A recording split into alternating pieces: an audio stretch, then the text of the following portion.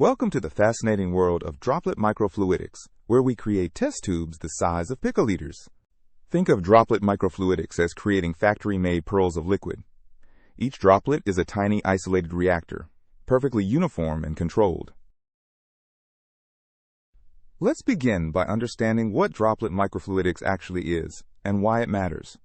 Droplet microfluidics is a microscale technique that allows us to create billions of isolated droplets, each acting as an independent reaction chamber. Each droplet serves as a test tube ranging from picoliters to nanoliters in volume, thousands of times smaller than conventional test tubes. 1 picoliter equals 10 to the negative 12 liters, or about 1 cubic micron in volume. 2 immiscible fluids flow through microchannels. The continuous phase surrounds the dispersed phase, breaking it into uniform droplets. The flow-focusing geometry is one of the two main methods for generating droplets. In flow focusing, the dispersed phase flows through the center while the continuous phase flows from the sides, squeezing and breaking the dispersed phase into droplets. The continuous phase flows from both sides, focusing the dispersed phase through a narrow orifice where droplets form. This geometry produces highly monodisperse droplets at rates of thousands per second. The T-junction is the second major droplet generation method. In a T-junction, the dispersed phase enters perpendicular to the continuous phase channel, forming droplets at the junction through shearing forces. The dispersed phase enters perpendicular to the main channel where the continuous phase flows. Shear forces from the continuous phase break off droplets at the T-junction, creating uniform particles. Droplet formation depends on the delicate balance between viscous and interfacial forces. Viscous forces are proportional to the viscosity mu times the velocity u. Interfacial forces are proportional to the interfacial tension gamma between the two fluids. Viscous forces try to stretch and deform the droplet, while interfacial tension tries to minimize surface area and keep the droplet spherical. When viscous forces overcome interfacial tension at the critical point, the droplet breaks off from the dispersed phase stream. The capillary number is a dimensionless quantity that characterizes droplet formation. The capillary number Ca equals viscosity times velocity divided by interfacial tension. The capillary number represents the ratio of viscous forces to surface tension forces. When capillary number is much less than 1, surface tension dominates and droplets remain spherical. When capillary number is much greater than 1, viscous forces dominate and droplets deform easily. This graph shows how droplet diameter to channel width ratio decreases as capillary number increases. In typical microfluidic systems, capillary numbers range from 0.001 to 0.1. The Weber number is another important dimensionless parameter for droplet dynamics. The Weber number W equals density times velocity squared times length divided by interfacial tension. The Weber number represents the ratio of inertial forces to surface tension forces. When Weber number is much less than 1, inertial effects are negligible and the flow is dominated by viscous and capillary effects. In microfluidic systems, Weber numbers are typically very small, meaning inertia plays little role in droplet formation. Droplet size can be precisely controlled by adjusting the flow rate ratio.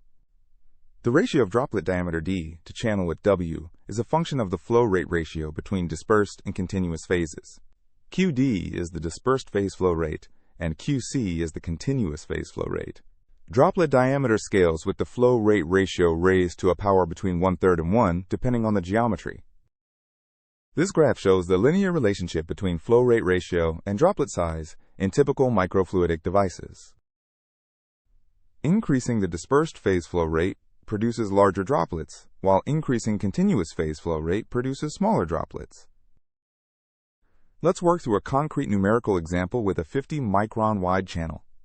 Consider a microfluidic channel with width W equal to 50 micrometers. The dispersed phase flows at Qd equals 0.5 microliters per hour. The continuous phase flows at Qc equals 5 microliters per hour. The flow rate ratio is 0.5 divided by 5, which equals 0.1. With this flow ratio, droplet diameter is approximately 1.2 times the channel width, giving 60 micrometers. The droplet volume is 4/3 pi r cubed, which equals approximately 113,000 cubic micrometers. Converting to picoliters, this gives approximately 113 picoliters per droplet. Now let's examine a larger channel with different flow conditions. Consider a channel with width W equal to 100 micrometers. Now we use a higher flow rate ratio of 0.5.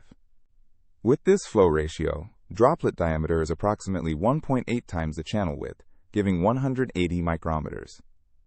The volume is 4/3 pi times 90 cubed, approximately 3 million cubic micrometers. This converts to approximately 3.05 nanoliters per droplet. Here we compare three typical droplet volumes: 113 picoliters, 500 picoliters, and 3 nanoliters. A fascinating question. Why do droplets naturally organize themselves into regular crystal-like trains? When droplets form, they spontaneously organize into regular trains with uniform spacing, like pearls on a string. The answer lies in hydrodynamic interactions between neighboring droplets. Each droplet creates flow disturbances in the surrounding continuous phase fluid. These flow disturbances naturally push droplets apart, creating regular spacing. The narrow channel confinement forces droplets to arrange in a single-file line. The spacing between droplet centers is typically 1.5 to 3 times the droplet diameter. Channel confinement plays a crucial role in droplet behavior and organization. When the droplet diameter approaches the channel width, confinement effects become significant. The confinement ratio lambda equals droplet diameter divided by channel width. When lambda exceeds 0.5, droplets become strongly confined by the channel walls. Confined droplets take on elongated plug shapes, filling most of the channel cross-section. Confined droplets move faster than unconfined droplets due to reduced wall friction. Droplet microfluidics enables powerful single-cell analysis applications. Single-cell assays encapsulate individual cells in droplets, isolating each cell in its own microreactor. By encapsulating single cells in picoliter droplets, we can analyze thousands of cells individually. These droplets enable measurement of gene expression, enzyme activity, or cellular secretions at single-cell resolution. Droplet systems can screen millions of individual cells per hour, far faster than conventional methods. This technology revolutionizes cancer research, immunology, and stem cell biology by revealing cell-to-cell variation. Digital PCR is another powerful application of droplet microfluidics. In digital PCR, we partition a DNA sample into thousands of individual droplets. Each droplet contains either 0 or 1 target DNA template molecule. Before PCR, droplets are uniform. After PCR, droplets with template glow brightly while empty droplets remain dark. By counting positive versus negative droplets, we obtain absolute DNA quantification without standard curves. The concentration C equals -1 over volume times natural log of 1 minus positive droplets over total droplets. The rate of droplet generation is a key performance metric. Typical droplet generation frequencies range from 100 Hz to 10 kHz. The frequency F equals total velocity divided by droplet diameter plus spacing. At 5 kHz, the system generates 5,000 droplets per second. In just 1 hour, this produces 18 million individual droplets. This visualization shows the rapid production rate, with each line representing many droplets generated per second. Surfactants are essential for maintaining droplet stability over time.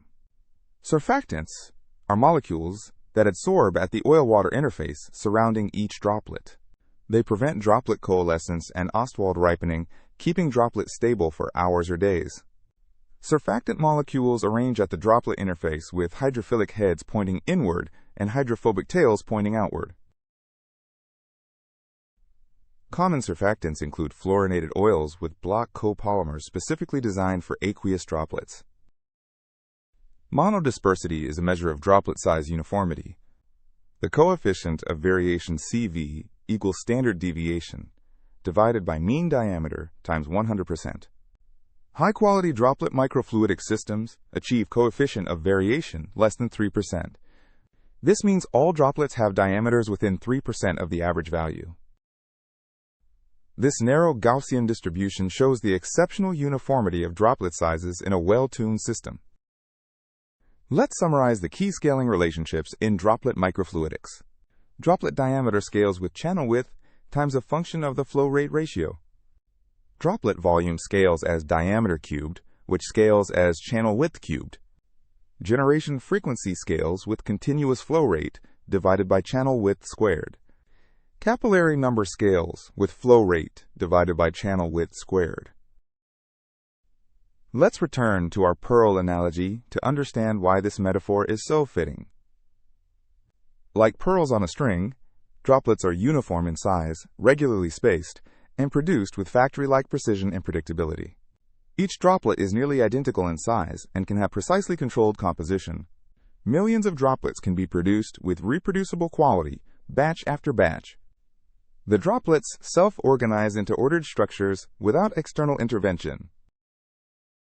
Beyond flow focusing and T-junctions, other methods exist for droplet generation. Co-flowing geometry uses coaxial flow streams, where dispersed phase flows inside continuous phase. Step emulsification uses sudden channel expansion to spontaneously generate droplets. Membrane emulsification forces disperse phase through membrane pores under controlled pressure. In step emulsification, the sudden widening of the channel causes spontaneous droplet detachment. Once generated, droplets can be manipulated in various ways on chip. Droplets can be split into two daughter droplets using bifurcating channels. Two droplets can be merged by electrode-induced coalescence or passive channel geometry. Droplets can be sorted based on optical signals, size, or other properties using dielectrophoresis or other forces. Droplets can be incubated in delay lines or chambers to allow chemical reactions to proceed. Droplet splitting uses a Y-junction to divide one parent droplet into two smaller daughter droplets. Let's put droplet volumes in perspective with everyday comparisons. 1 picoliter equals the volume of a cube with 10 micron sides, about 1/10 the width of a human hair. 100 picoliters is roughly the volume of a bacterial cell. 1 nanoliter is approximately the volume of a typical eukaryotic cell. 1 picoliter equals 10 to the negative 12 liters.